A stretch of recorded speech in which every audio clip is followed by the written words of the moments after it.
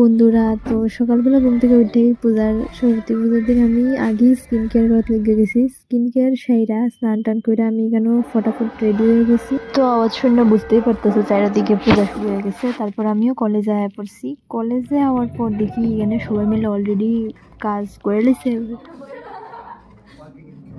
তো আমরা এখানে একটু গানের মজা লইতেছিলাম। তারপর গানের মজা লইতে লইতে পূজার টাইমও হয়ে পড়ছে, তাই সব বুকগুলি আমরা লইয়া আসলাম পূজার এখানে।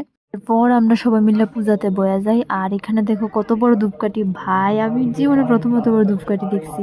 আর এখানে হলো আমাদের মা, মারে কত সুন্দর লাগতেছে দেখো। ঠাকুর মশাই এখানে মার পূজাও শুরু করে দিছে। তারপর অঞ্জলি লইবার পর আমরা প্রসাদ খেয়ে নিই।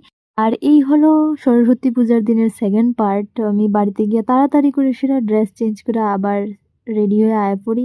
সব থেকে দুঃখের বিষয়টা হলো এবার লাস্ট ইয়ার আমার, তাই এই বছরটাও কলেজে কাটাই দিলাম। বাইরের কোন দিকে ঘুরতে গেছি না, কেমনে সময় গেছে গা করতেও পারছি না।